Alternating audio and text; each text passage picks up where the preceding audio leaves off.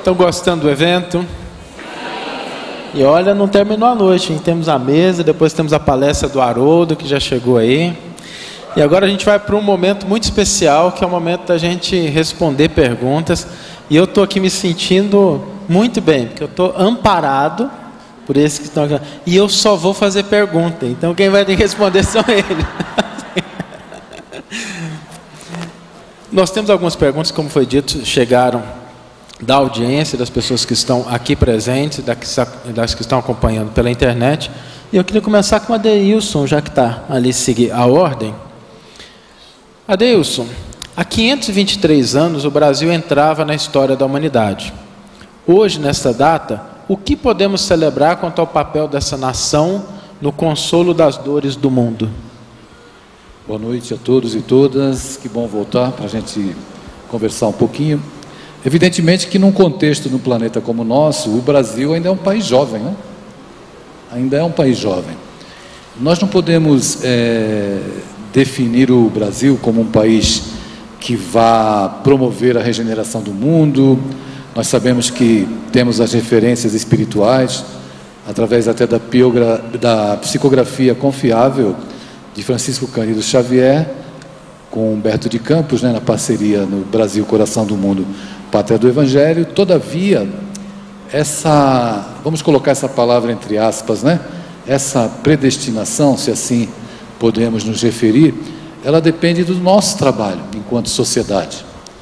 Então somos nós que temos um trabalho, uma estrada a percorrer.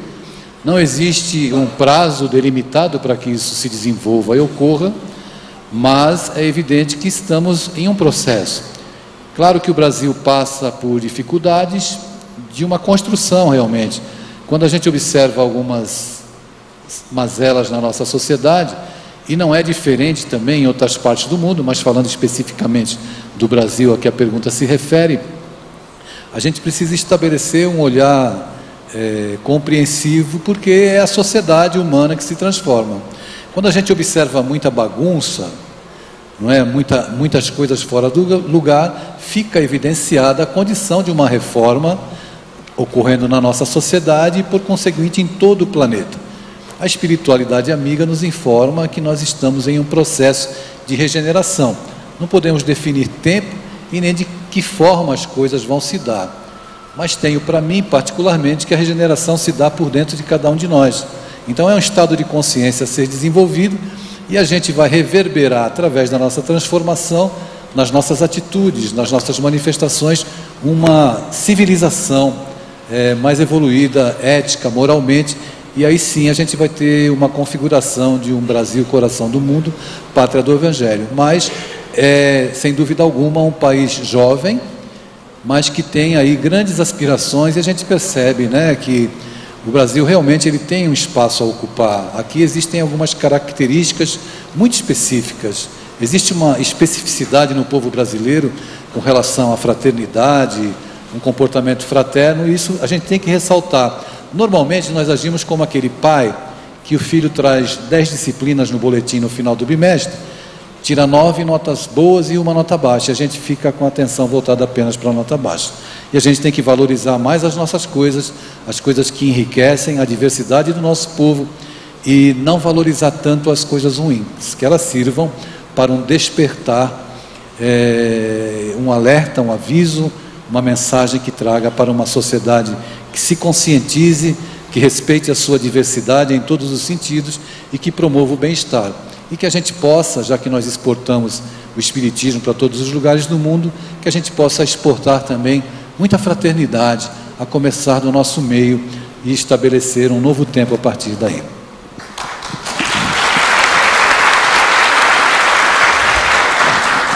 Muito, muito importante. Vamos para Ana Tereza agora.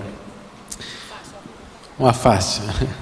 O pior é que a plateia aqui está afiada, viu? Não tem nenhuma facinha aqui. Quais são os possíveis sinais de que estamos cumprindo nossa programação reencarnatória? Como fazer para não perdermos tempo indo pelo caminho que talvez não seja o combinado, entre aspas? Eu vou prestar muita atenção na resposta, que eu também quero saber. Eu acho que eu vou no banheiro rapidinho.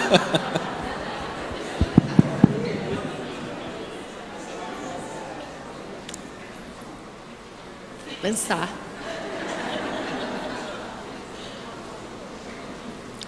Eu acho que quando a gente está seguindo o caminho que a gente combinou com Deus, e eu disse para vocês, quando a gente conversou hoje à tarde, que existem muitas rotas. Não é um script o planejamento reencarnatório, né? São possibilidades. Então, nessas possibilidades, a gente sente que a gente está indo no caminho de alguma dessas possibilidades que a gente estipulou como sendo uma possibilidade real. A gente sente, não é ausência de dificuldade, não é ausência de sofrimento, não é nada disso. A gente sente, é uma sensação interna, isso não é intelectual, que aquilo que eu estou fazendo na minha vida, eu não estaria fazendo outra coisa, é isso mesmo que eu gostaria de estar realizando na minha vida, e isso que eu estou realizando me faz bem. Não quer dizer que não seja difícil, não quer dizer que aquilo não seja desafiante, mas aquilo me faz bem. Eu me sinto em paz comigo, é uma sensação de consciência tranquila. Não é de que eu já fiz tudo, é que aquilo que eu estou realizando, eu me sinto inteiro naquilo. Então, quando eu não me sinto devendo para mim, por isso que eu falei na palestra também, cuidado com essas dívidas que o mundo cria para você, mas não são as dívidas que você tem para consigo mesmo. Então, quando eu estou agindo na minha vida, eu não me sinto devendo para mim, e há momentos que a gente até diz para si mesmo, se eu desencarnasse hoje, ok, né? Então, nesses momentos, eu creio que a gente está cumprindo a nossa rota, o nosso caminho, o que a gente combinou. Claro que sempre pode melhorar, claro que sempre pode ampliar, mas a gente se sente num caminho que o nosso coração sossega, se acalma, mesmo sabendo o que eu ainda tenho que cumprir. E no seu oposto, quando a gente sente que está desviado, quando a gente sente que não está cumprindo o que a gente deveria, é quando a gente se sente já devendo quando acorda, né? Aquela sensação de que eu não estou sendo eu ainda. Muitas vezes na vida a gente sente isso.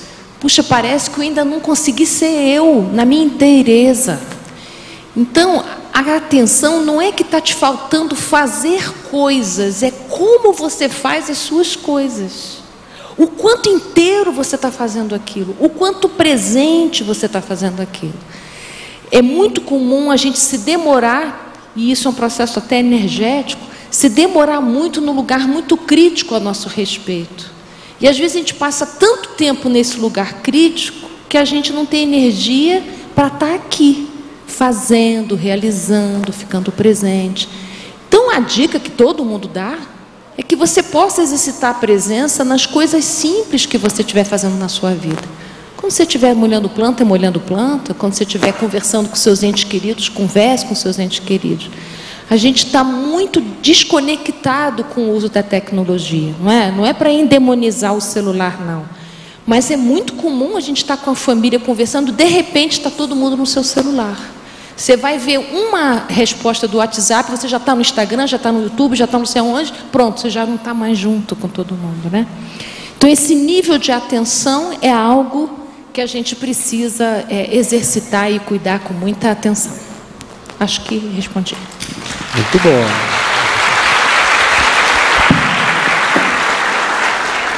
Alberto, o progresso é um fato. E sabendo disso, como podemos estimular nossos irmãos a progredirem sem ser apenas pelo exemplo? Quais ações são mais efetivas?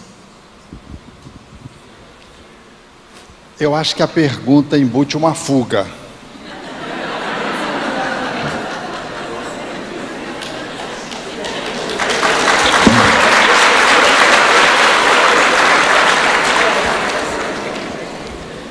Se a única forma efetiva, afetiva, de se poder estabelecer um ensino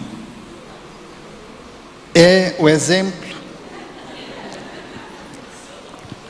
se Jesus veio, depois de ter mandado os inúmeros emissários, veio Ele mesmo para viver uma mensagem que estava anunciada, que estava demonstrada em diferentes níveis, mas numa distância, teoria e prática, que deixava um vazio, um vácuo.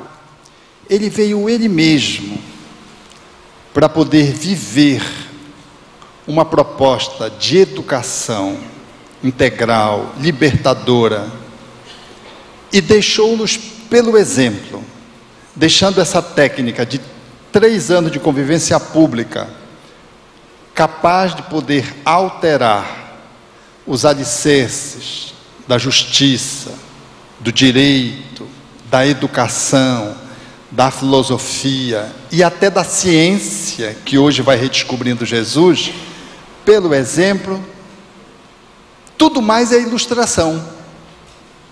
Tudo mais é ilustração. Então, ao perguntador, eu queria dizer assim: não tem outro exemplo mais exemplificador do que o exemplo para arrastar alguém. Porque efetivamente a nossa vivência, ela é referência, ela é modelo pelo que a gente faz. Se há uma contradição entre a fala e o fazer, vai uma nota falsa, cria-se um campo de instabilidade, ressoa negativamente, não convence. Os alunos evangelizando, os filhos, eles seguem o exemplo, eles não seguem a falação. A falação é a ilustração, é o complemento, é a moldura, mas o exemplo é o fundo, é a base. Então, querer buscar, inventar algo que possa substituir, porque a pergunta não é o problema de técnicas para que você possa fazer a mediação do conhecimento. A pergunta é quando nega, embute implicitamente aí uma negação do exemplo. Nesse ponto, é inarredável. É inarredável. Uma grama de exemplo pesa mais do que uma tonelada de técnicas aconselhantes no processo educativo. Em suma.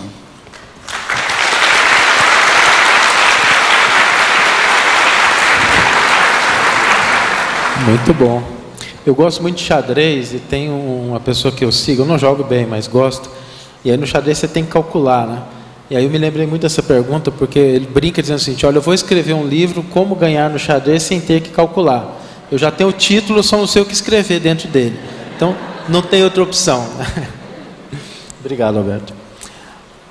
Adeilson, e quando seu filho se fecha em seu mundo, depois de adulto, como despertá-lo? Pois é, a gente não pode avaliar a criatura humana, seja um filho, uma criança, um adolescente ou adulto, por um olhar obtuso, fechado apenas no aspecto da criatura humana.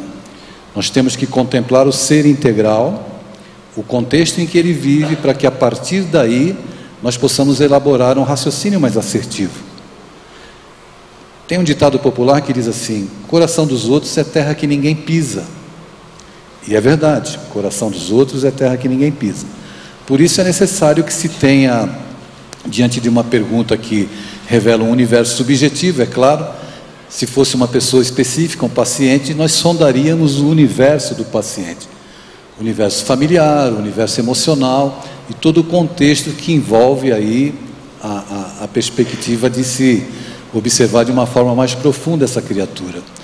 Mas é evidente que se a pessoa tinha um comportamento mais sociável e de repente ela se fecha, evidentemente ela está passando por alguma situação de constrangimento emocional, alguma dificuldade. A gente não pode esquecer que toda dor emocional também tem vínculos espirituais. E todo problema espiritual acaba redundando, né, em vínculos emocionais também. E é evidente que a gente precisa encontrar caminhos, né? Mas todo caminho em que a gente tente auxiliar alguém, nesse campo em que a pessoa se fecha por uma dor emocional, ele tem que partir do respeito. A abordagem com que a gente trata os nossos filhos, a maneira como nós nos dirigimos a eles, isso não significa que nós não tenhamos que fazer valer a nossa posição de educadores, de quem se dá ao respeito, né? E é muito importante a gente deixar claro que a família é uma embarcação que precisa de um timoneiro, e os timoneiros são os pais. Mas uma relação, ela se constrói ao longo do tempo. Então, por exemplo, quem tem filho adolescente, surge aquele garoto desafiador dentro de casa, e esse garoto que surge desafiando a estrutura familiar, ele pode ser resultado de uma infância que foi terceirizada, da ausência dos pais. Então, os processos de manifestação emocional, conflitivas, desafiadoras, você não vai dormir saudável emocionalmente e desperta vivenciando um conflito. Isso vai se instalando ao longo do tempo. Eu vejo isso muito de perto nos adolescentes que eu atendo, e é muito claro isso, não é? As pessoas, eu volto a afirmar aqui, que nós vivemos um tempo de muitos órfãos emocionais. São aqueles garotos e garotas que têm os pais dentro de casa, mas não têm os pais dentro da vida. E isso independe de ter 20 anos ou de ter 15. Nós recalcamos muitas coisas, e essas nossas dores podem se manifestar até com 50 anos, com 60 anos. Não existe um tempo determinado para que os conflitos emocionais eclodam.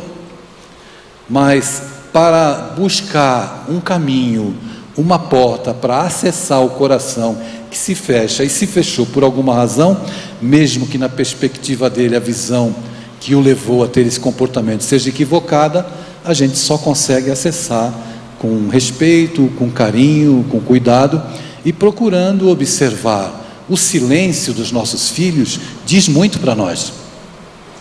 Eles falam muito através do silêncio, e isso a gente às vezes não observa. Daí a necessidade imperiosa de nós respeitarmos o sofrimento emocional da criança e respeitarmos o sofrimento emocional do adolescente.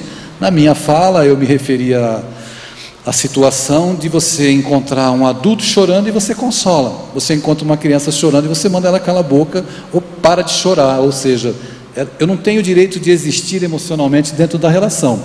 E isso, a depender dos pais, se forem pais castradores, autoritários, com 20, com 30 anos, existirá essa dor e essa dificuldade relacional dentro desse universo. Daí, esses assuntos não podem ser tratados assim. Se alguém fez a pergunta e está vivenciando um problema, não dá para a gente falar de forma leviana, sem que eu abra a possibilidade de se olhar para diversos ângulos, para que a gente possa ser assertivo numa ajuda ou numa palavra que esclareça.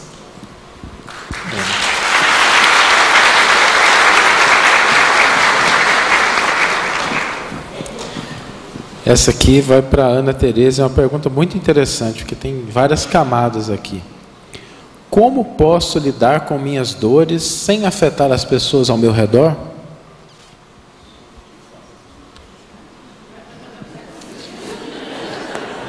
Vou falar, mas posso completar você?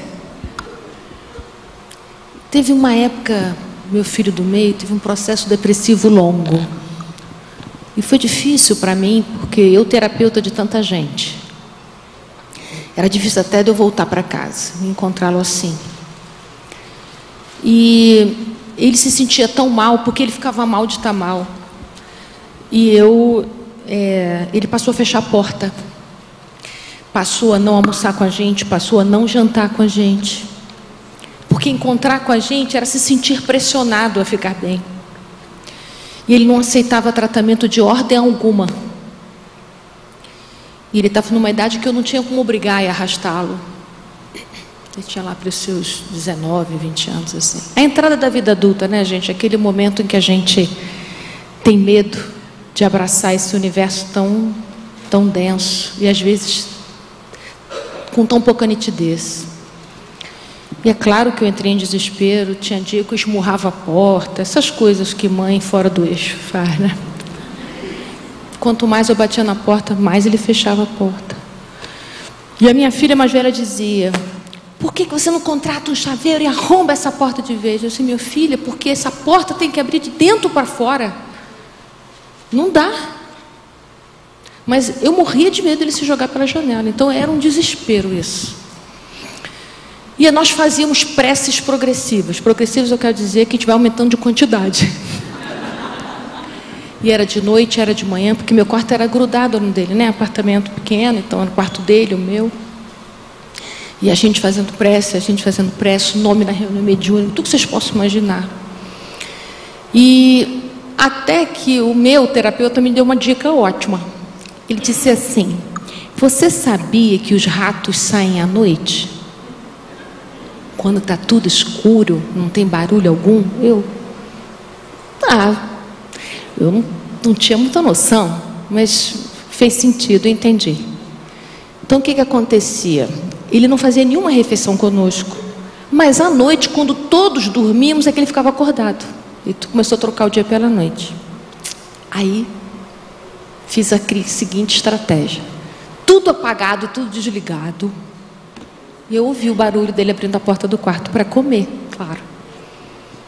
Aí eu fui devagarinho até a cozinha e falei com ele de costas, que ele não se dirigia mais para nós. Eu disse: meu filho, eu queria te pedir uma coisa, e você veja se é possível para você. Eu queria que você apenas deixasse a sua porta destrancada. Você pode deixar fechada, mas deixa destrancada.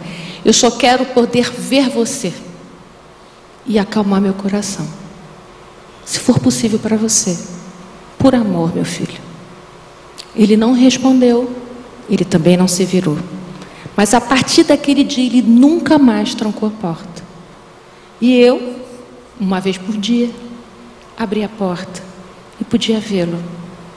E assim eu fui acompanhando o processo dele, porque ele não aguentava a gente falar com ele. Então assim a gente foi fazendo o processo de reaproximação. Meu filho mais novo foi se aproximando, combinou um jogo online com ele, e assim nós fomos, até que ele conseguiu sair, até que ele aceitou o tratamento, até que ele aceitou receber um passe, e assim fomos.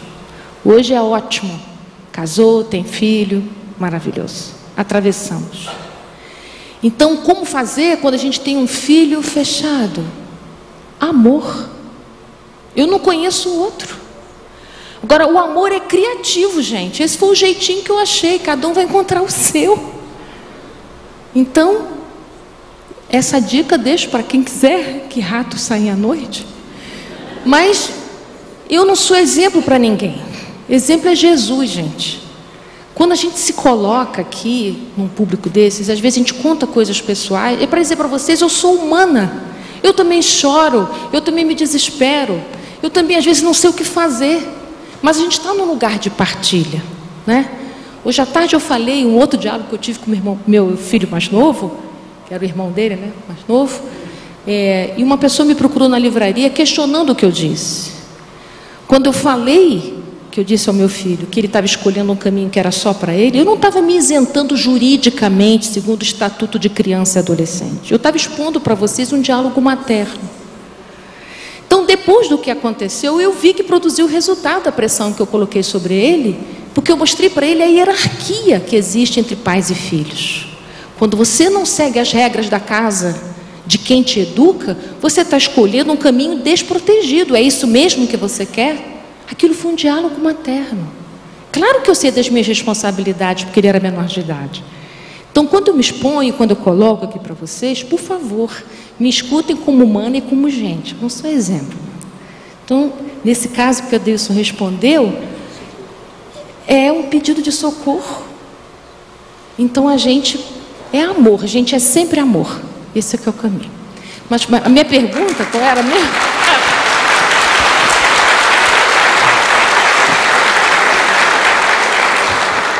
Excelente, excelente.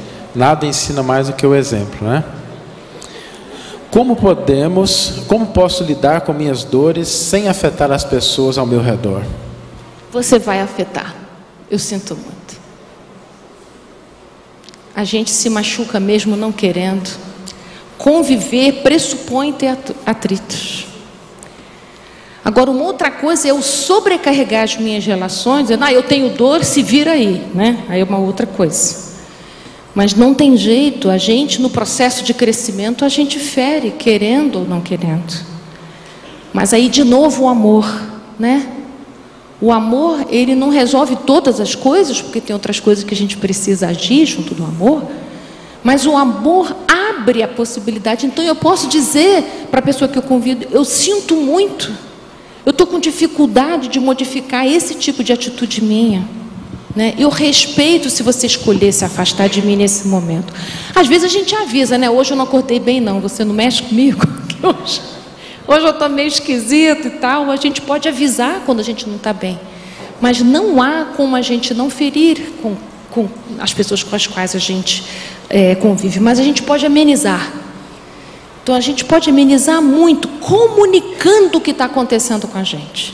Olha, eu estou no meu processo de amadurecimento, eu estou curando isso, mas eu não estou pronto ainda, então por favor, releva quando eu não estiver, né, em altas considerações.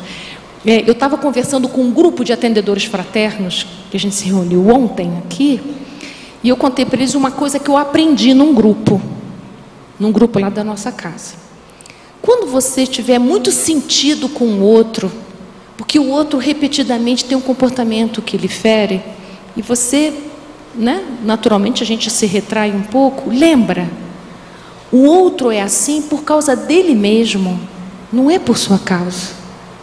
Então, se você puder lembrar isso, já cria espaço e você tem condição de poder respirar e continuar. Lembra, é só o outro sendo o outro. Isso vai te ajudar a ter calma para tudo isso.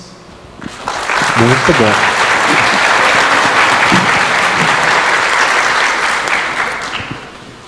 bom. Alberto, como podemos fortalecer nossa fé em meio a tantas dores da alma? Vivendo essas dores. As dores não são contra a fé.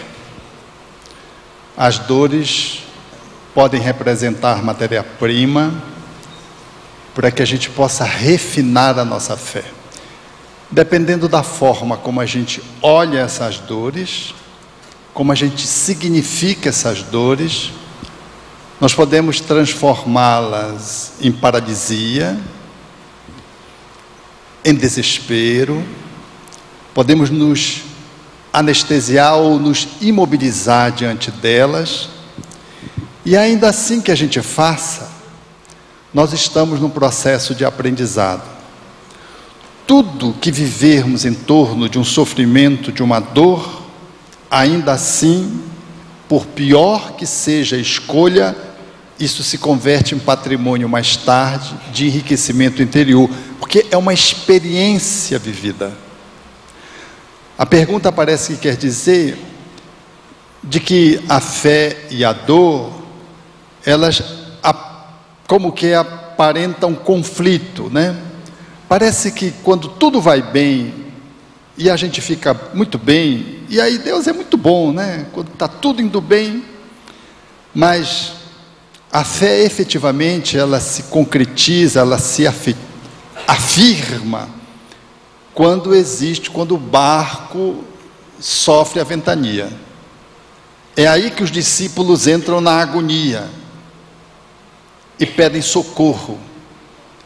Então, é no desafio da transformação que a dor possibilita, suscitando reflexões, insights, experimentação, que nós vamos aos poucos auferindo possibilidades de podermos compreender melhor a vida e desenvolver a fé humana, como Kardec propõe, já que nós espíritas, nós jogamos muito para Deus, né?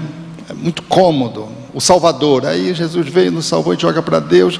Como disse uma senhora que fumou, ela tinha fumado uns 30 anos, ela estava com enfisema pulmonar, e veio me procurar, e fazia internações sucessivas, e eu estava explicando para ela que ela tinha destruído o pulmão, e que aquelas internações eram bênçãos. Ela disse, eu já resolvi, agora é Deus que vai resolver.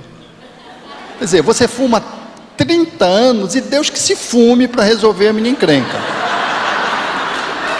Então, a fé, essa fé do culto externo, onde a gente vai, faz o mise-en-scène, aqui não há nenhuma crítica da religião nenhuma, mas aquela fé que você faz, um mise-en-scène, faz uma performance religiosa e deixa com Deus resolver. Isso não é fé. Mas nós estamos habitualizados a tudo transferir para o divino, esquecidos de que o divino começa na gente, de que o divino não vai poder nos atender se nós não fizermos a nossa parte. Buscai primeiro o reino dos céus e a sua justiça. O buscar é a gente fazer o movimento, não é Deus. É nós fazermos o movimento que precisamos fazer. Então tem uma fé que a gente explora pouco no movimento espírita, é a fé humana. É você fazer o que você precisa fazer, desenvolvendo as tuas habilidades, as tuas competências, os teus recursos, ao invés de ficar, como lá na nossa instituição, o garoto chegou, todo bolezinho lá e tudo, deu um passe, não melhorou, deu um passe, não melhorou, fez uma vibração, não melhorou. Aí a companheira disse, não sabe o que está, deve ser obsessor, orou. Aí apareceu um benfeitor para ela e disse, já fizemos o que tinha que fazer, agora dê comida para ele. O garoto estava com fome, não era problema espiritual, ele não está precisando de passe, ele está precisando de pão. O que nós precisamos fazer para confiar na nossa força, no nosso poder, na nossa competência, com toda a humildade que o Espiritismo nos ensina, mas não negligenciar o nosso fazer, a nossa esfera de busca do reino, jogando tudo para Deus. E se nós fizermos tudo que tivermos que fazer, aí o resto é com Deus.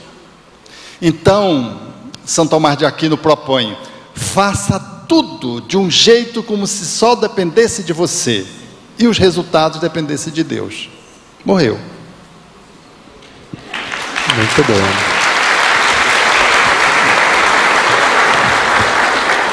Gente, o papo tá bom, a conversa é ótima. Mas nós ainda temos uma atividade para a noite. Mas antes da gente passar para a palestra do Haroldo, eu queria que cada um dos três, em 1 minuto, deixasse uma mensagem para a gente poder encerrar esse nosso momento de painel. Bem, é claro que ficou explícito aqui que todas as falas nos convidam a fazer a nossa parte.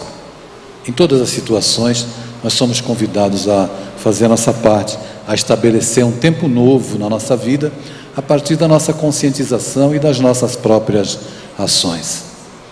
E isso quer dizer que nós somos os responsáveis pela nossa vida e precisamos parar de terceirizar aquilo que muitas vezes nos aflige e que depende apenas da mudança de um olhar, de uma atitude nova, de uma iniciativa diferente. E o Espiritismo espera isso, ou quer dizer, pede isso de nós, traz uma proposta esclarecedora que aponta um caminho novo, mas que a gente precisa percorrer caminhando, dando o primeiro passo e fazendo a nossa parte. Muito obrigado pelo carinho.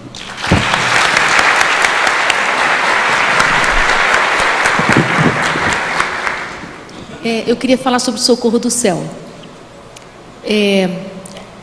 O socorro do céu, ele é inesperado, mesmo quando a gente pede, porque Deus é tão criativo que o socorro vem de um jeito que você não imagina.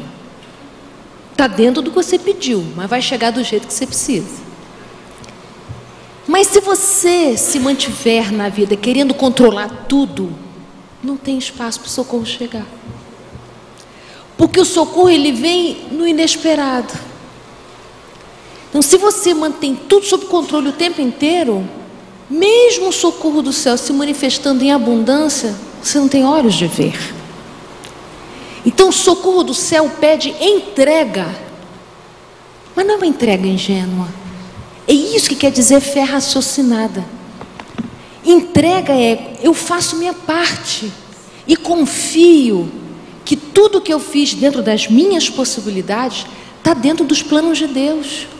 O resto eu deixo, eu entrego e não controlo, que Deus faça, porque Deus faz sempre o melhor, mesmo que esteja diferente das minhas expectativas, ou como eu gostaria que fosse. Mas se você se abre, se você entrega quer dizer, para de ficar controlando, solta, concorda, diga sim para o que vier, respira, calma, faz sua oração, persevera, continua trabalhando no bem. Isso é entrega. Continua trabalhando no bem. Você está criando campo eletromagnético amoroso para os socorros do céu chegarem. Um pequeno exemplo que eu tenho disso, já vou passar a terminar. Eu estava naquele momento difícil, quando a gente está arrumando o quarto, arrumando a casa, refazendo a casa, depois que o filho se vai, e eu estava sozinha em casa, separando as roupas dele, que eu ia dar, que eu não ia dar. Inesperadamente toca a campainha, e vem meu irmão mais novo, que mora em outra cidade. Inesperadamente. Que ele abriu a porta e falou: oi, irmã, tudo bem? Vim ver se está precisando de alguma coisa. Eu estava precisando de tudo. Um abraço. Ele me deu um abraço quente. Quente, bom, gostoso, demorado. Não preciso de mais nada, né? Isso só pode chegar, e a gente se abrir para isso, no inesperado. Então, se abram, se entreguem operantemente, que o socorro do céu jamais faltará. É isso.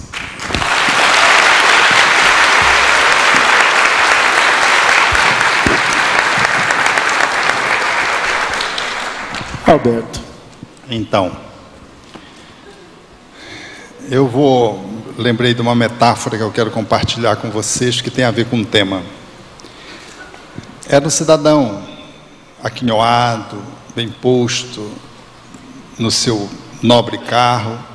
Aproximou-se de um homem que caminhava na Índia e perguntou: aqui vai dar em Acre? O cidadão que andava disse: não sei. Ele seguiu mais adiante e disse: mas será que vai para Nova Delhi? E o cidadão disse: não sei. E o homem disse: você não sabe de nada, né? Não sou eu que estou perdido. E o andante disse: eu não sei de nada, mas não sou eu quem está perdido.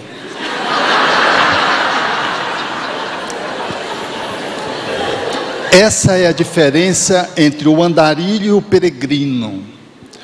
O convite que o Espiritismo faz é para que sejamos peregrinos. Não importa o quanto a gente tem, ou o pouco que a gente tem, as condições físicas, psicológicas, familiares, econômicas, a gente sabe o caminho, focado no caminho. Nós não somos um andarilho, porque Kardec deixa muito claro, em mais de uma vez na sua obra de construção com os espíritos, que o conjunto das maiores aflições que nós passamos, as causas estão nesta vida. A gente se perde, fica como andarilhos, e querendo que o divino responda. Então caminhamos, ainda que com poucas possibilidades, ainda que sem aquilo que nós desejaríamos dispor no lar, na condição profissional, na postura física, na condição de saúde, caminhemos porque nós sabemos aonde está o portal. E nós sabemos que a nossa caminhada ela é sagrada. E nós sabemos onde a gente quer chegar.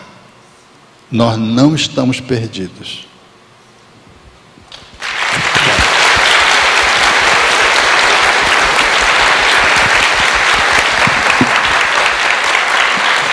Eu queria agradecer ao Adeilson, Ana Tereza, Alberto Almeida por esse momento muito rico.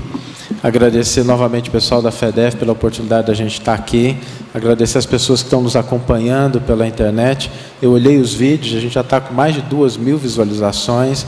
Isso é muito bom, porque significa que essa mensagem está chegando para mais pessoas.